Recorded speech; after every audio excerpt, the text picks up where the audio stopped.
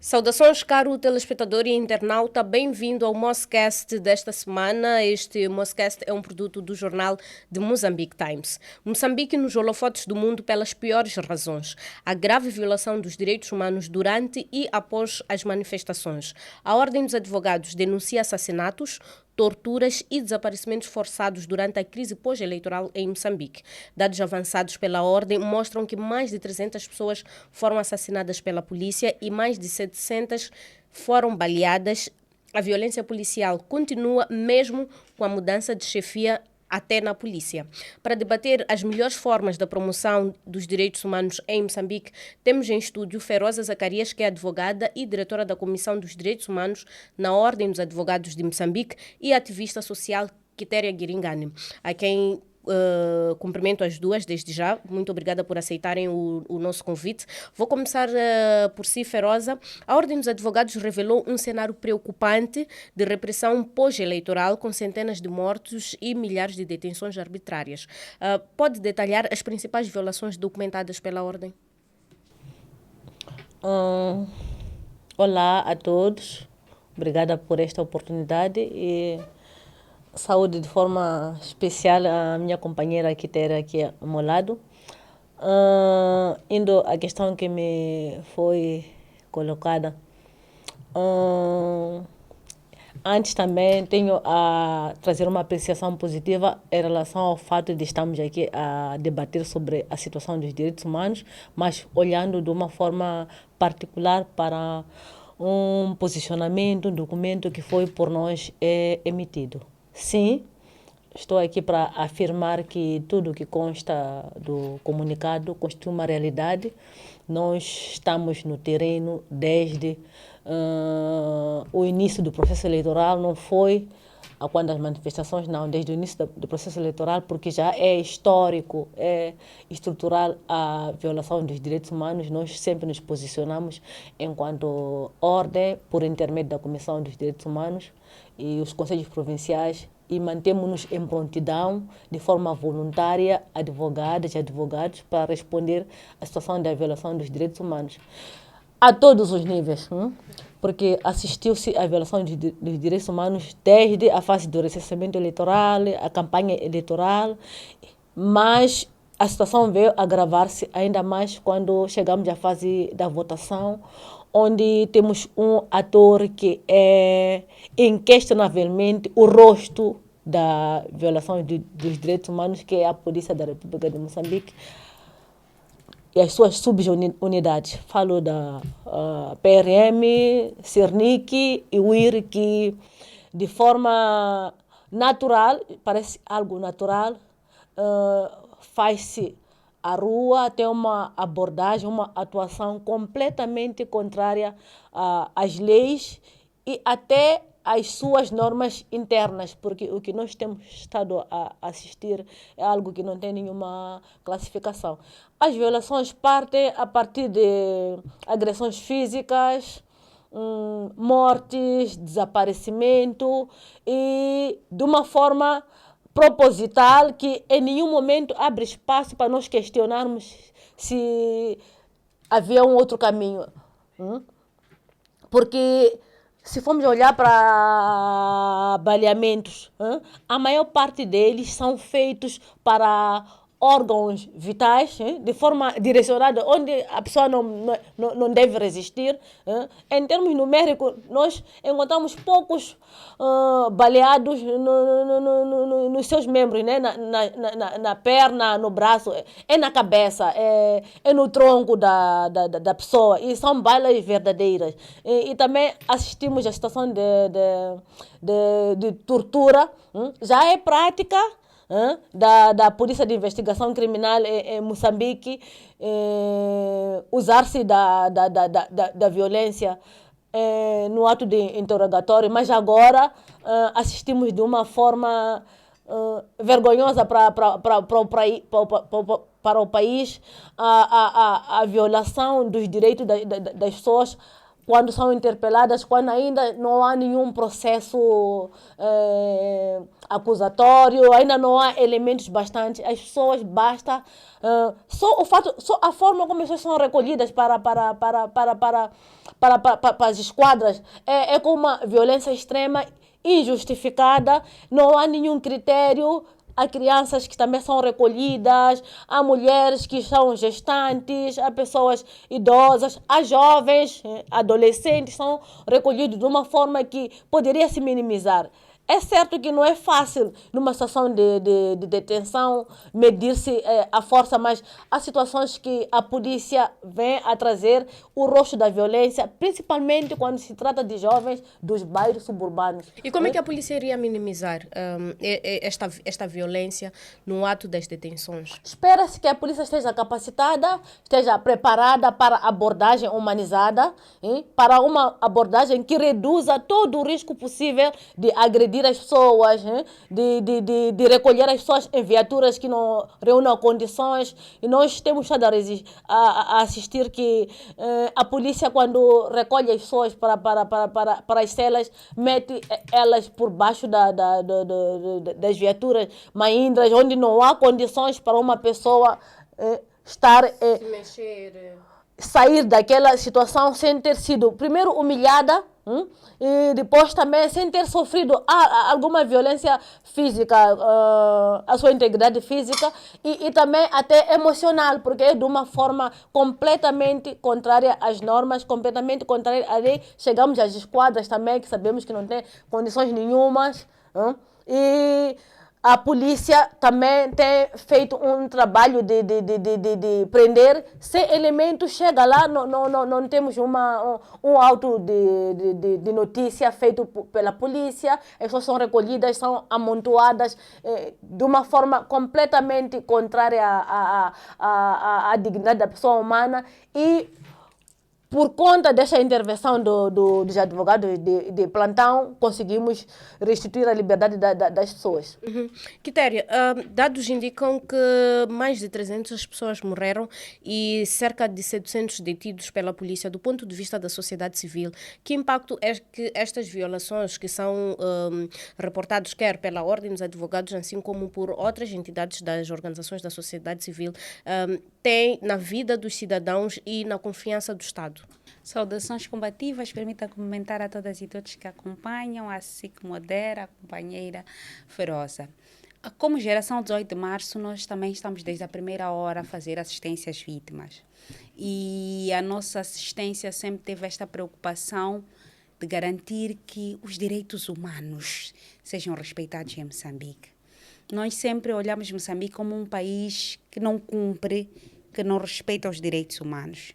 Ainda assim, Moçambique era aquele país preocupado em fazer o tick the box, marcar o certo em cada um dos instrumentos internacionais para apresentar um relatório bonito nas Nações Unidas, em que Moçambique ratificou a Convenção contra a Tortura e não pratica a tortura. Moçambique ratificou este instrumento, é membro do Conselho de Segurança das Nações Unidas. Ser membro do Conselho de Segurança das Nações Unidas traz consigo responsabilidades.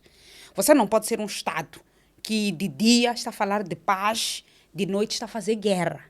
Nós, em Moçambique, costumávamos dizer, e os carros do Ministério da Saúde são a testemunha disto, que o nosso maior valor é a vida. Eu perguntaria hoje, o nosso maior valor ainda é a vida? Não, a vida não é valor na República de Moçambique. Não se respeita a vida. Não se respeita aquilo que é de mais valioso um cidadão tem. E quando fala dos números, é uma chamada de atenção que eu sempre refiro. Como geração 18 de março, nós sistematizamos dados, recebemos denúncias, sistematizamos, trabalhamos como geração, trabalhamos com a plataforma de CID, trabalhamos com a Ordem de Advogados, que muitas vezes nos assistiu a libertar muitas vítimas que precisávamos de assistência, há outras entidades que trabalharam, a mídia foi recebendo, mas é preciso nós termos atenção a um fator. Nós trabalhamos com os casos denunciados. Não estamos a falar daqueles casos que chegaram às nossas portas de entrada. Se nós cavarmos este país com um inquérito muito profundo, vamos perceber que há muita gente que não tem sequer acesso a um telemóvel, não tem acesso a uma forma de comunicação mais rápida. Há famílias que perderam os seus, não sabem como comunicar. Há meninos de rua que foram carregados, não têm família para denunciar. Há pessoas que sofreram ameaças e tinham medo das autoridades e por isso preferiram ficar caladas com o desaparecimento dos seus filhos. Vimos já serem abertas covas para fazer valas comuns, colocar pessoas, alegando que essas pessoas não morrem com balas, pôr folhas por cima, atear fogo. Aquelas pessoas não são números. Vimos na cadeia, na BO, pessoas a serem assassinadas. Nós não recebemos todas as famílias das pessoas assassinadas na BO. Recebemos uma parte das famílias. Então, os números reais vão para além disso. E é preciso notar que nas primeiras intervenções, quer que o presidente Nilson na altura fez, quer que Bernardino Rafael fez, mostravam essas contradições de números, este jogo de números, porque há uma consciência de que os números denunciam crimes e podem definir o nível do crime. Se estamos a entrar numa situação de genocídio, se estamos numa situação de crime contra a humanidade, estamos numa situação de crime de Estado, porque quanto menor o número, dá uma ideia de que há um polícia desobediente que se calhar disparou alguém. Quanto maior o número e o padrão do crime, há uma situação de que há um Estado, há uma entidade, há ordens superiores para matar. Por exemplo, nós quando começamos a fazer visitas aos hospitais, porque numa primeira fase a geração trabalhava essencialmente com as linhas de assistências de voluntários que ligam para as famílias na base das denúncias que recebemos e canalizam rapidamente, quer o apoio financeiro, quer contactam a ordem, quer contactam outras fontes e fazem a libertação. No entanto, quando nós começamos a ir visitar, começamos a nos assustar porque nós falamos de uma jovem atropelada por blindado.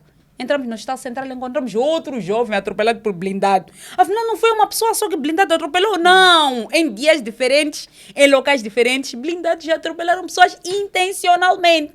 Fomos encontrar, vais ao hospital central ainda hoje, encontras uma fila de pessoas que foram atropeladas por viaturas sem matrícula. De toda a gênese de viatura. Não é coincidência. Havia um plano e ordens para atropelar pessoas. Depois vais a Nampula e descobres que afinal em Nampula também atropelaram. Então, quando você consegue montar um caso que mostra que em Nampula atropelaram, em Mucuba atropelaram, em Maputo atropelaram, você já está a falar de crime de Estado. Depois começas a olhar para a situação dos disparos. Eu nunca me esqueço do caso do Sr. Tomás Tamel.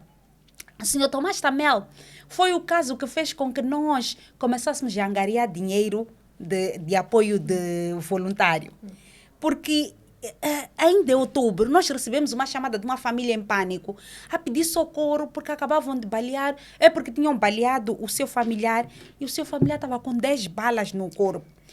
Quando eu disse aos companheiros, estão a apresentar uma denúncia de alguém que está com 10 balas, estão a pedir socorro para chegar ao hospital, não sabem como ir, ainda mais com este contexto de fechamento. Vocês disseram, não. Será que é manifestação? 10 balas não pode ser manifestação. Isto é qualquer outra coisa. E nós ficamos tipo, não, acho que é alguma outra situação. De repente, conseguimos ir às redes sociais, dizer que queríamos alguém que vivesse naquela zona, que pudesse ir buscar a pessoa, levar ao hospital, ou queríamos um médico que pudesse assistir, porque a dado momento médicos começaram a se voluntariar, enfermeiros se voluntariaram. Foi quando houve uma ideia no Facebook a dizer, não, em vez de mandarmos Yango, por que não dá uma conta através da qual nós possamos canalizar os apoios? Por que eu estou a trazer esta história? Porque este foi o primeiro caso de 10 balas que nós mandamos 3 vezes ao hospital ao Sr. Tamel. Cada vez chegava lá, os médicos diziam, Quitéria, diziam cada um de nós, essas balas não podem ser removidas porque oferecem um perigo maior se removermos agora do que as pessoas ficarem com a bala. Só daqui a uma semana é que se pode verificar e algumas vão sair sozinhas. A partir daquele dia, nós começamos a receber pessoas que têm 9 balas, têm 15 balas. Nós dissemos, não, isso não é um comportamento de parar uma manifestação. Este é um comportamento de intenção de matar. E estaríamos a caminhar, a Quitéria fez aqui a definição ou a distribuição dos tipos Legais de crime. Exatamente. Estava a falar de crime do Estado. Não. E estava a falar, por exemplo, de um genocídio. Olhando para estes relatos que a sociedade civil, a geração 18 de março e outras organizações foram tomando nota e foram dando seguimento, Moçambique estaria a caminhar para que estágio? Nós estávamos num crime contra a humanidade. E era preciso entidades como o Tribunal Penal Internacional, que hoje estão em debate, agissem sobre a situação de Moçambique. Era necessário que o Conselho de Paz e Segurança da União Africana interviesse. Era necessário, por exemplo, as Nações Unidas. As Nações Unidas já não, nós temos que intervir num estágio em que já estamos a falar de existência de valas comuns, existência de tortura, existência... Moçambique atropelou todos os níveis. Tortura aconteceu. Desaparecimentos involuntários, forçados involuntários, aconteceu. Valas comuns, aconteceu. Atropelamentos voluntários, aconteceu. Situação de atuação deliberada e criminosa da polícia aconteceu, de tal forma que acho que não há nenhum outro país em que os polícias, quando estão a travar manifestações, aparecem mascarados, com gorros, máscara, de modo a que não sejam identificados quem está a fazer o bem e o correto. Não se esconde. Quitéria, eu volto para si, mas eu queria fazer uma pergunta à doutora Feroza. Olhando para os dados que a Ordem avança sobre as detenções arbitrárias, fala de mais de 4.000 detenções durante este período pós-eleitoral e 96% foram libertadas após apoio, sobretudo da Ordem dos Advogados. Como é que avalia o papel ou o sistema jurídico moçambicano, sobretudo nesta fase pós-eleitoral?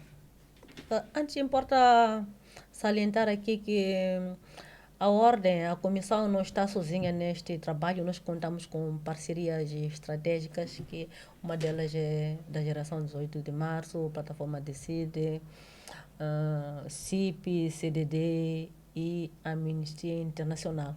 Nós estamos a fazer um trabalho de harmonização de dados, então esse número é resultado desta harmonização destas entidades e outras que posso não ter mencionado, que estamos a fazer esse trabalho de forma multidisciplinar, de forma coordenada. Em relação à questão que me coloca, a situação da justiça moçambicana é muito preocupante, considerando o fato de que nós estamos de volta à justiça pelas próprias mãos. Pode-se estar a negar ou a entender que são focos, mas é preocupante quando nós temos, a nível do nosso país, a polícia inimiga do povo, a polícia inimiga dos cidadãos, a polícia agora a reforçar o uso das máscaras para que não seja identificada, a polícia que usa a máscara para que cometa crimes e não ser identificadas, os cidadãos que por conta desse descrédito em relação a toda a máquina da administração da justiça, olham na justiça popular das próprias mãos para solucionar os seus problemas com a polícia, para solucionar os seus problemas que tem que ver com várias ordens, né?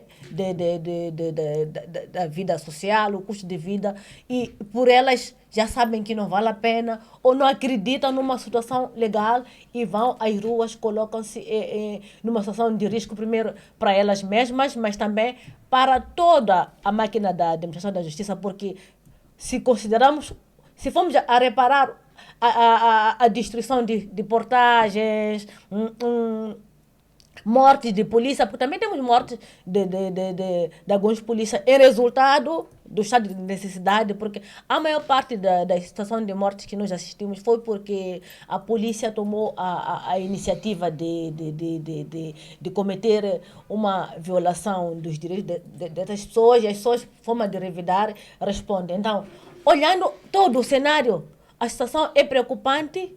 Nós, na semana passada, estivemos na cerimônia da abertura do ano judicial. É importante que todos os pilares, a todos os níveis, a Procuradoria, os tribunais, e até nós, enquanto advogados, e a defesa, assim como o Ministério do Interior, olhemos em como devolver essa confiança, em como fazemos uma possível reconciliação polícia,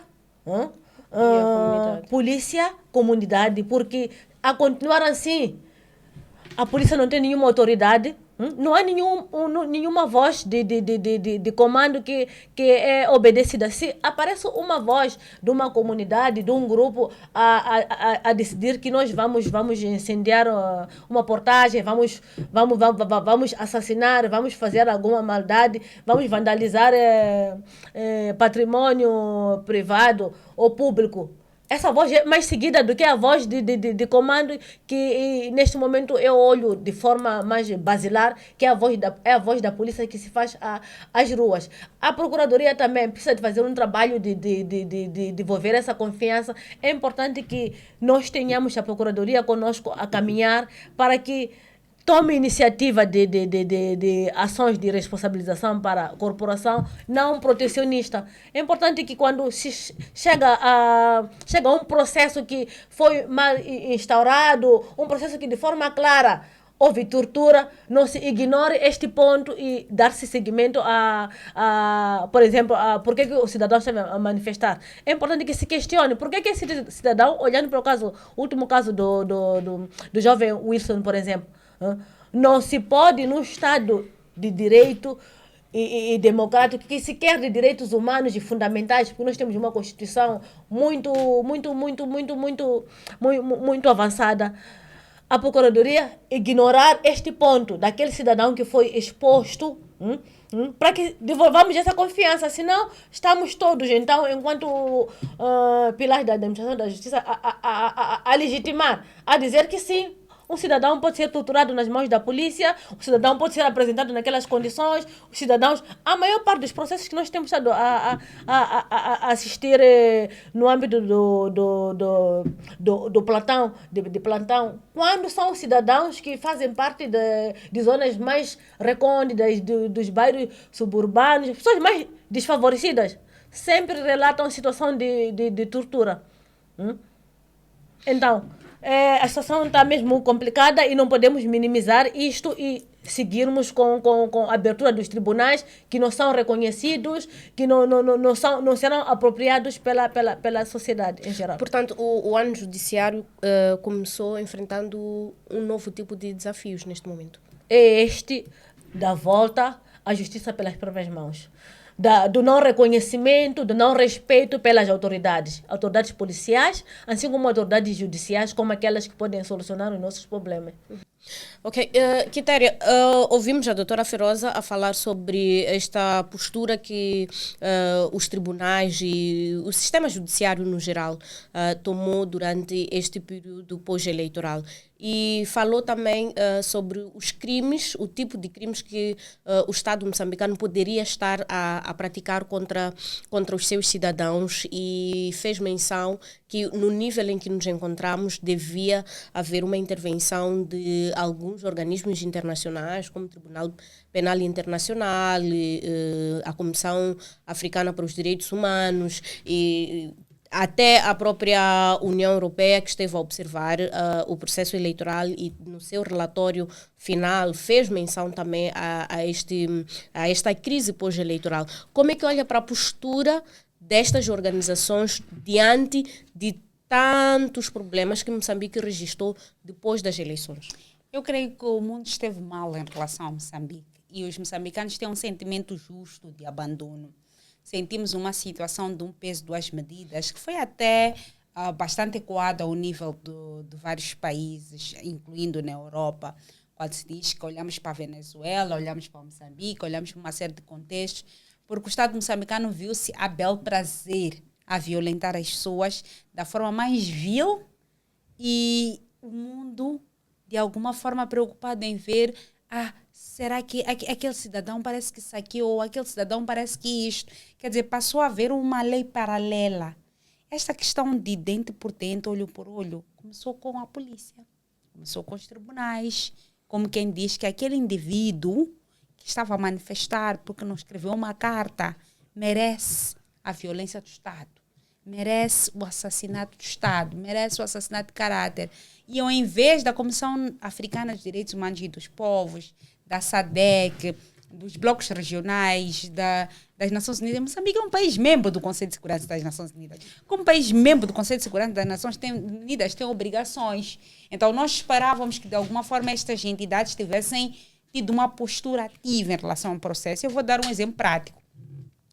Durante o momento em que nós estávamos a trabalhar no processo ao nível para remeter ao Tribunal Africano, por intermédio da Comissão Africana, uma das questões que nos chamaram a atenção é que, ao nível da Comissão Africana dos Direitos Humanos e dos Povos, debateu-se a situação de Moçambique, emitiu-se algumas resoluções a instar o Estado moçambicano para o comportamento e remeteu-se o caso ao Conselho de Paz e Segurança, porque existem níveis ao nível da União Africana. Quando a Comissão Africana perde capacidade de intervir no Estado, porque o Estado é incumpridor e o Estado completamente escamoteia todas as leis internacionais, então manda-se para o Conselho de Paz e Segurança. O Conselho de Paz e Segurança era suposto intervir em Moçambique. Marcou uma audiência, uma sessão para discutir o caso de Moçambique e mandaram uma missão para vir intervir.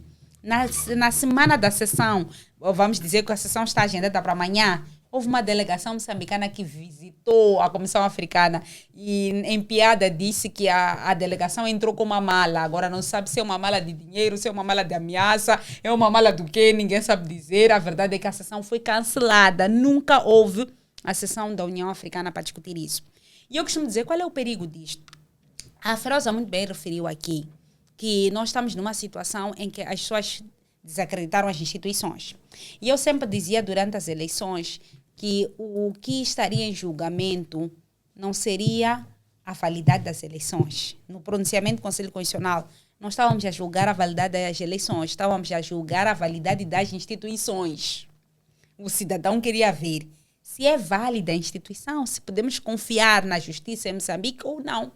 Quando o cidadão chega à conclusão de que essa justiça não é confiável, ele começa a dizer que se calhar é melhor eu gerir a justiça à minha maneira.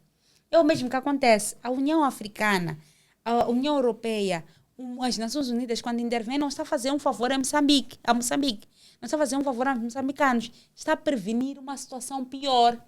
Por quê? Porque se esse Estado, os cidadãos aqui disserem, ei, aqui não há mais nada, o caminho é este, e pegarem uma via que não está prevista nos instrumentos internacionais, todo mundo vai começar a condenar Moçambique, condenar os moçambicanos. Mas você não preveniu. É aquilo que acontece ali quando vamos a Ilhavela. A maior parte das mulheres estão em Ilhavela. O que aconteceu? Era como o povo moçambicano. Disse, esta é muito pacífica. Esta não responde. Levava porrada todos os dias. Ela é assim mesmo, minha filha fica. Epa, no dia que decidiu reagir, reagiu com violência e terminou ali. As pessoas começam a lhe condenar. Mas durante todo o processo, ninguém foi capaz de intervir porque achavam que era um assunto doméstico. Então, as instituições internacionais têm que colocar a mão à consciência. Eu sei que muitas ficaram à espera de acontecer a tomada de posse para depois começar a se preocupar com reconciliação. Mas reconciliação não é uma imposição. A reconciliação é um processo que exige escutativa, exige compreensão do problema, compreensão do contexto e dizer, chegamos aqui, a polícia, se quer respeito das pessoas, tem que se dar ao respeito. Quando nós estamos numa situação em que as pessoas que estiveram envolvidas na criação do problema, hoje aparecem novas posições para resolver o problema, incluindo tirar uma peça ali do Conselho Constitucional, que validou as eleições, hoje é o ministro da Justiça para resolver o problema da justiça em Moçambique. Será que funciona? Será que estamos a mandar uma mensagem ao povo de que o povo é ouvido, de que o povo conta? Acho que não. Quitéria, não sei se me permite fazer uma ligação à gravidade desse descrédito do sistema, de organismos internacionais, assim como de forma particular a polícia, com a questão do incêndio às esquadras. O incêndio às esquadras mexe com a soberania de um país. Aquilo é de extrema gravidade que não se pode minimizar. Não se pode, num Estado onde temos instituições, onde temos leis, temos cidadãos que invadem uma esquadra para resgatar um dos seus, um detido. Aquilo é tão grave que agora eu noto que está sendo minimizado como episódios isolados e que não voltará a acontecer. É importante que haja essa reconciliação, olhando todos os pontos que a Quitéria trouxe aqui da escuta ativa, reconhecimento de que em algum momento a polícia agiu de forma desumana, de forma arrogante, violenta, e que esse povo precisa de um pedido de desculpa em ações. Precisamos de ver aquela gente que age à margem da lei, contrária à lei, a ser responsabilizado de forma disciplinar, de forma criminal, a responder e, sobretudo, a termos um exemplo disso. É importante que se venha dizer que aquela gente que desferiu golpes mortais ou disparou 10 balas, conforme aqui trouxe aqui exemplos, para aquele cidadão determinado, teve esta pena. Isso deve se publicitar, porque se não se faz isso, continua-se com essas transferências, com essa minimização da gravidade da situação, nós teremos sempre esses focos de justiça popular e isto não é de se esperar. Feroza, há um organismo internacional, eu penso que é mesmo as Nações Unidas, que num debate promovido pelo jornal de Mozambique Times, que é detentor da marca Moscast, teria dito que submeteu um pedido para vir trabalhar em Moçambique, no contexto mesmo desta averiguação da questão das violações dos direitos humanos, e o Estado moçambicano ainda não respondeu. O que é que lhe parece esta posição também do Estado moçambicano em relação ao pedido deste tipo de organismos internacionais que vêm para Moçambique para fazer um determinado trabalho ligado aos direitos humanos, e o Estado simplesmente não responde, não dá permissão para que estas instituições venham trabalhar? Não era de se esperar diferente, porque, ora vejamos, nós temos o caso doméstico, que é o caso da invasão, ou suposta invasão à cadeia de máxima segurança, onde o Estado moçambicano, o Ministério da Justiça, pensa que sozinho pode fazer ou constituir uma comissão de inquérito, pode fazer uma investigação a si mesmo, e não envolve organismos, não envolve sociedade civil, não envolve a própria ordem dos advogados, sabendo que nós estamos no terreno, estamos de uma forma ativa, nós fizemos parte da garantia de um inteiro condigno para alguns daqueles reclusos. Então, na hora de esperar diferente, jamais teremos um Estado que, a nível doméstico, pensa saber o que aconteceu. A nível doméstico, marginaliza outros pilares, outras entidades, a receber uma entidade internacional de forma livre, espontânea para responder isso. Mas temos possíveis soluções. É importante que estes organismos, assim como nós, enquanto entidades que estamos a responder para esta situação, reforcemos a nossa coesão para que nós tenhamos resultados aplausíveis, porque a continuar assim, se este organismo continuar neste silêncio, fica por assim, não. Temos aqui a ordem que está a trabalhar, temos a geração de 8 de março, entre outras entidades, que se aproxime a nós para nós vermos como é que nós podemos responder isso. Se não se abre a porta, há sempre lá uma janela disponível para nós entrarmos naquela residência e debelarmos um incêndio. Mas também, se calhar, até é importante dizer, a complementar aquilo que a Feroza está a dizer, as Nações Unidas, os diferentes organismos internacionais, têm que também tomar a nós como cidadãos como sérios. Nós estamos a dizer que é um Estado que cometeu crimes contra os cidadãos. Eu conversei com relatores especiais das Nações Unidas e sei que as Nações Unidas no início tiveram a coragem de emitir posicionamentos conjuntos entre vários relatores sobre o assunto, apesar de depois terem ficado remetidos ao silêncio. Existe um instrumento das Nações Unidas que refere que visitas ordinárias sobre direitos humanos, a instituição solicita uma carta convite para o Estado moçambicano, porque não pode se evadir a um Estado soberano do nada. Mas quando essas instituições internacionais têm assuntos concretos sobre Ucrânia, sobre Palestina, sobre Venezuela, não ficam a dizer que eu não estou a fazer nada porque Rússia não aceitou falar comigo, porque o Palestina ou Israel não quer falar comigo. Nós já vimos isso. Estamos a ver a assistência humanitária das Nações Unidas ali a entrar. Estamos a ver em muitos países do mundo a entrarem. Aqui o que é que se passa? Nós vimos aqui no tempo que nós estávamos a falar de termos a impressão de cruzar com tropas estrangeiras aqui em Maputo, anunciarem mais apoio para as tropas estrangeiras atuarem em Moçambique. Não é um contrassenso. No mínimo, uma entidade que realmente está preocupada com direitos humanos em Moçambique ia dizer, olha, se há qualquer alegação e nós tivermos que fazer um posicionamento a dizer que nós não financiamos Ruanda para atuar em Moçambique, então vamos esperar esta situação passar e depois é que vamos discutir novos apoios a Ruanda para a intervenção em Moçambique. Não fizeram. Vimos cenários aqui de falarmos ao vivo de assassinato de pessoas, de tortura. Saiu nas Nações Unidas, saiu nos jornais internacionais, Sky News, BBC, passa publicidade em vários órgãos internacionais. E não vimos essas entidades a dizer, Estado de Moçambique, sabe, um Estado só abusa as Nações Unidas quando há espaço para abusar. Vamos ver exemplos concretos. Quando aqui havia dinheiro internacional das dívidas ilegais para ser cobrado, ficaram à espera de o Estado moçambicano lhes convidar. Quando era para levar Xang na África do Sul, ficaram à espera de perguntar ao Estado moçambicano se podiam levar Xang. Avisaram que iam levar. Não avisaram. Então não vamos brincar com assuntos sérios. Nossas vidas contam. A gente pergunta sempre quantas vidas moçambicanas importam para nós começarmos a tratar o assunto a sério. Porque estamos a pensar que se calhar precisamos morrer 10 mil. Depois já vamos dizer assunto, prioridade no mundo. E morrer 10 mil pessoas pobres, jovens dos bairros, é diferente de morrer 10 mil jovens da zona de asfalto, filhos de dirigentes.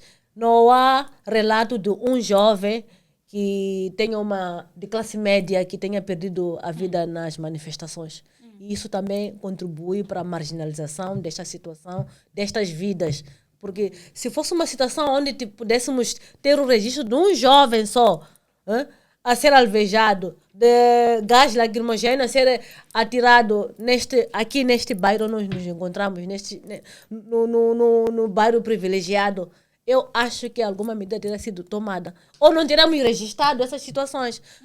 O gás lacrimogêneo era jogado onde? No bairro da Machaquene, no bairro de Maguanine. Aqui no asfalto não houve relato de gás. Se houve, foi algo tão isolado que não mereceu ou não causou nenhum dano à sociedade. E Desculpa, eu ia pior até. 100 pessoas mortas no World Trade Center nos Estados Unidos é crime de terrorismo internacional. Todo mundo tem que parar, todos os países parar para tratar assunto de ataque terrorista contra os Estados Unidos.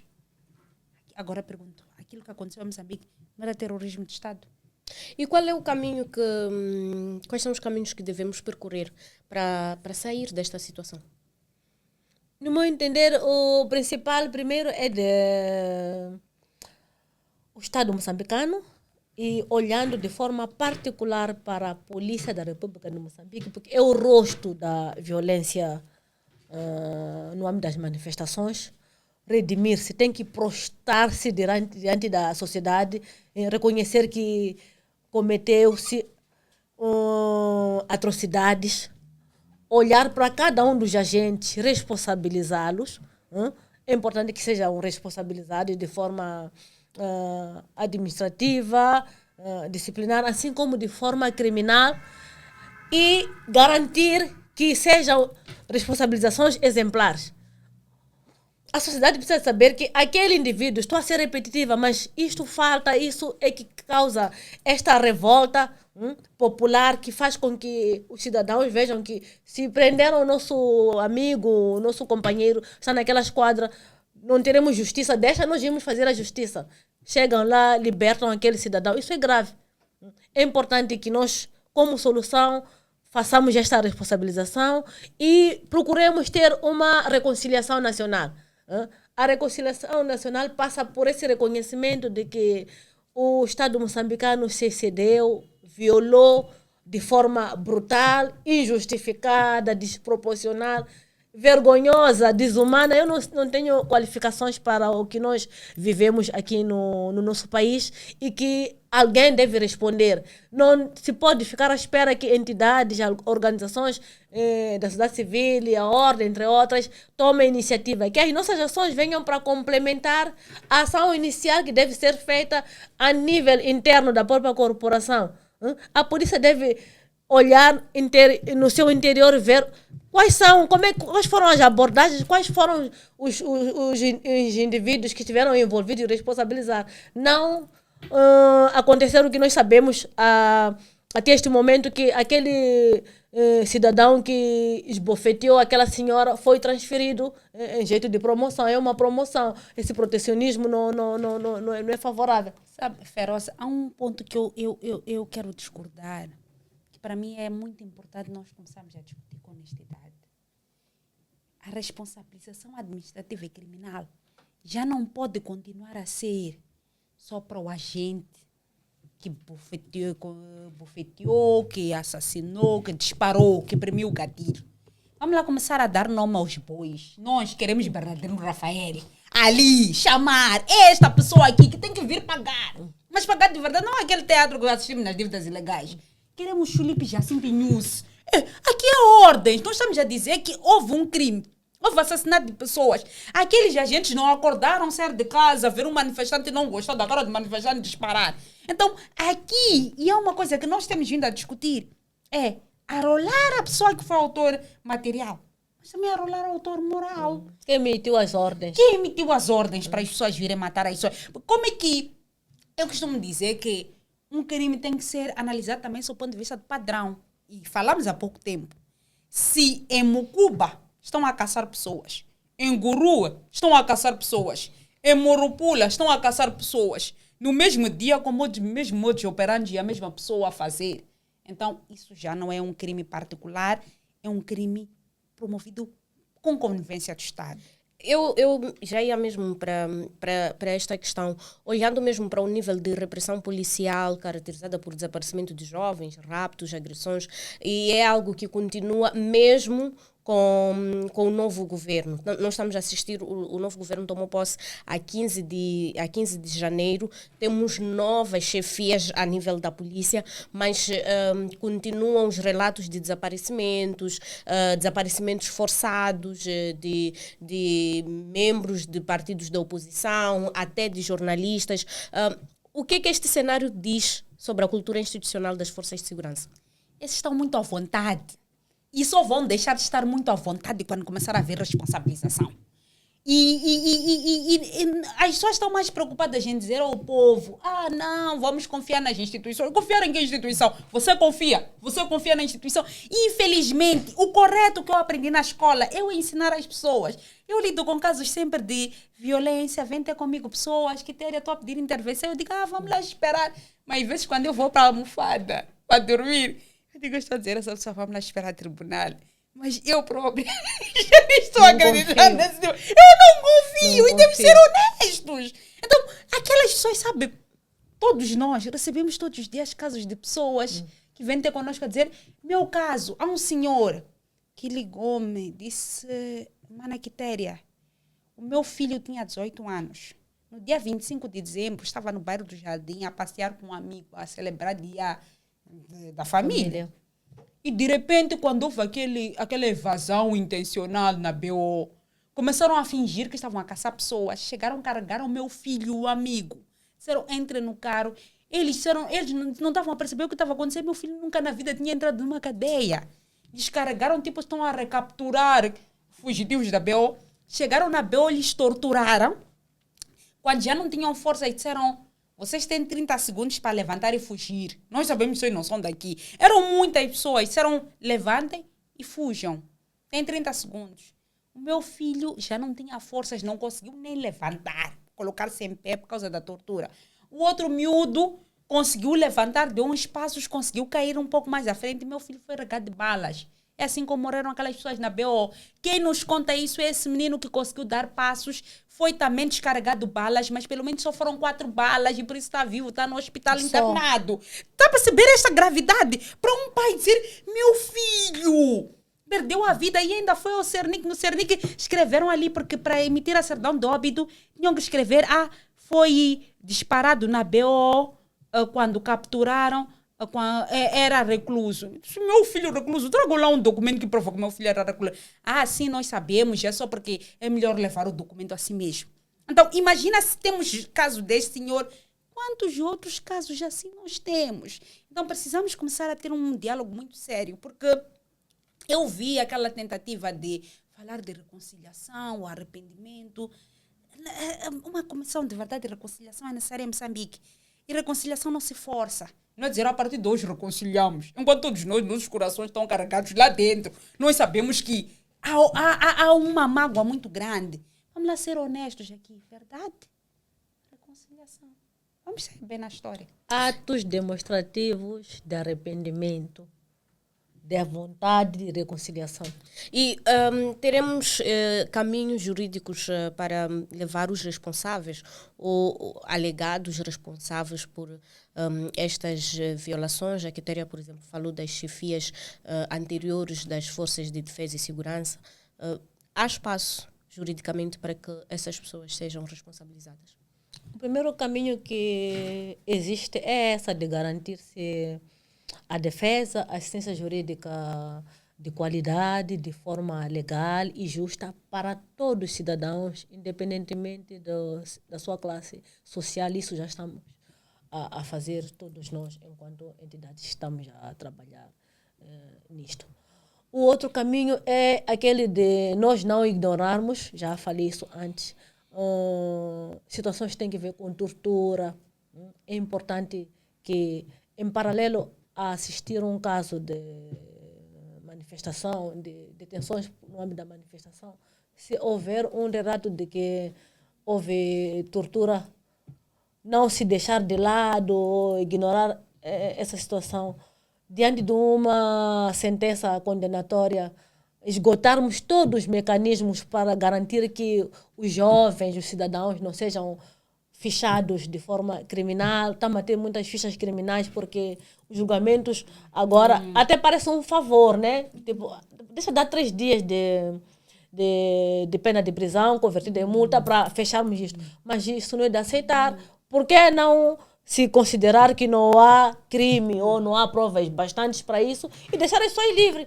Mas para responder, não sei se são questões políticas ou quê, as pessoas estão a ser fichadas, jovens estão a ter, já temos falta de emprego, um alto índice de desemprego aqui em Moçambique, agora as pessoas estão a ser fichadas, enquanto que não há provas bastantes para isso, e também estamos a assistir situações em que a polícia ao mais alto nível não está sendo responsabilizada a nível do próprio Estado moçambicano, a nível do próprio governo, que o afastamento a mudança do governo não seja para apadrinhar ou para premiar aqueles que cometeram atrocidades. Agora nós temos uma nova direção realmente no Ministério do Interior, que o afastamento da anterior direção não seja como uma forma de dizer bom trabalho, fica aí. É importante que realmente essas pessoas venham responder conforme a minha companheira aqui que trouxe essa necessidade. De uma se questão responder. até também, felizmente, nós este ano, no ano passado, fizemos um trabalho que foi muito profundo e importante, que é de sistematização de evidências. Não se pode dizer em Moçambique que não vai haver justiça por falta de provas. Não pode, não há espaço para isso. Este processo todo, quer da assistência que a ordem dava, quer da assistência que a geração ou Decide, outras plataformas davam, envolvia, acima de tudo, que nós construímos uma base de dados para nós darmos 10 meticais de apoio a alguém. Nós precisávamos juntar certidão de óbito, BI, documento de onde aconteceu. Nós temos tudo. Se há alguém que tem vontade de responsabilizar, não pode dizer que tem falta de trabalho. E nós vamos atrás com este tudo que nós temos para garantir justiça para cada um daqueles tudo cidadãos. muito bem documentado, muito bem guardado, que não há... Muito bem guardado. Pode vir assaltar, não vou apanhar. Não, de ver aqui. Então, esta é uma questão muito importante. E não está com a Quitéria aqui. Não está com a Quitéria, pode ir. Está na nuvem. Não está com a ordem. Então, esta é uma questão muito importante para nós e a justiça não tem motivos para não acontecer. E se o nosso Estado quer trocar pessoas para trocar o dono do problema, para mudar a direção do problema, sem realmente mudar as práticas, como nós verificamos. Estamos com novas instituições, continuamos a assistir desaparecimentos. Mas pior do que assistir desaparecimento, começamos a assistir vingança. Exemplo disso é um jovem que foi condenado. Foi condenado a multa de 120 mil meticais, 500 mil meticais, alegando que destruiu um poste de energia que está ali. Todo mundo está a ver o posto e perguntou, mas como é que foi destruído? Agora alguém recebeu o processo em Inhambane a dizer que destruiu, as manifestações causaram destruição de 319 quilômetros de estrada. Não sei como é que é esses 319 quilômetros. Não se fala do rosto dos jovens que sofreram balas no rosto, não se fala de pessoas que têm balas alojadas. Então, isto é marginalizado. Bem, nós caminhamos, a conversa está mesmo interessante, mas dizem que são muitas questões para o tempo que o Moscast nos dá para este debate, mas eu gostava que comentassem, em jeito de mesmo resumo, sobre... olhando para esta situação política que Moçambique viveu agora, o nível de repreensão e a resposta que os moçambicanos foram dando para os problemas ligados às eleições, há risco da repressão policial aumentar em futuras manifestações em Moçambique? Se calhar através de uma mudança da legislação, ou nem por isso?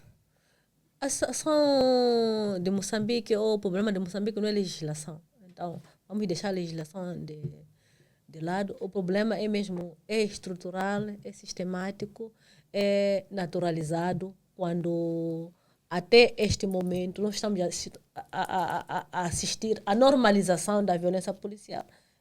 Mesmo depois da tensão, nós vemos uma tensão muito elevada.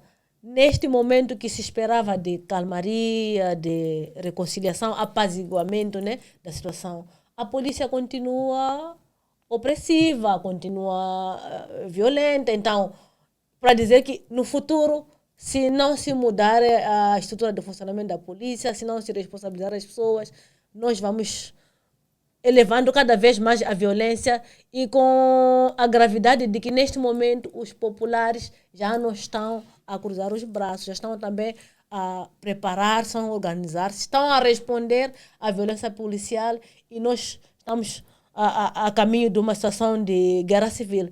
Há um dado que não trouxemos antes, que é o fato de que na invasão às esquadras os cidadãos levaram algumas armas. Então, nós temos armas de fogo que estão com alguns cidadãos.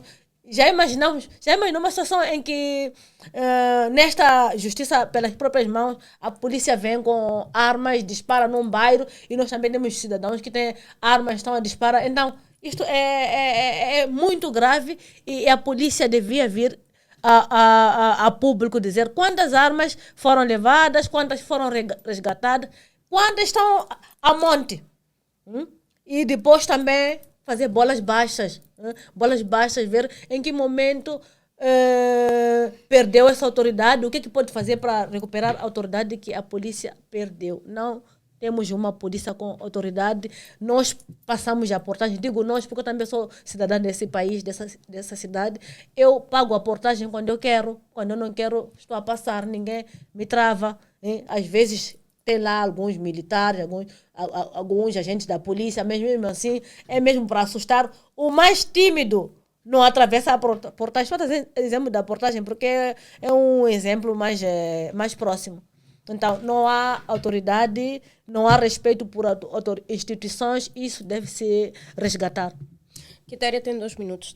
Reprimir manifestações, fazer uma caça às bruxas, é adiar um problema. Isso eu disse em 18 de março de 2023. Nós estamos neste cenário.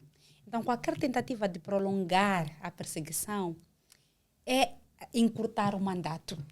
e isto não é nenhuma tentativa de incitação a qualquer tipo de ato, mas é um aviso, é um alerta, é uma criação de consciência que arrogância não vai resolver o problema de Moçambique. Ainda que as pessoas pensem que venceram pela violência, sabe? O colono aqui ficava muito tempo a dizer, eu já consegui abafar. Quantos anos, de 62 a 75, quantos anos passaram? Todos os dias as pessoas já irem à luta e parecer que as pessoas não estão a fazer nada. Então, quem quer se reconciliar com o povo, não pode dizer, não, os manifestantes são um grupinho. São aquelas pessoas sem interesse. Os cidadãos aqui descobriram uma coisa, descobriram o valor do poder, o valor da soberania. E cada dia que disparam contra alguém, toda a rede de suporte daquela pessoa, os familiares, até aqueles que achavam que a manifestação não era legítima, começam a gostar da luta, começam a sentir a necessidade de ir à rua.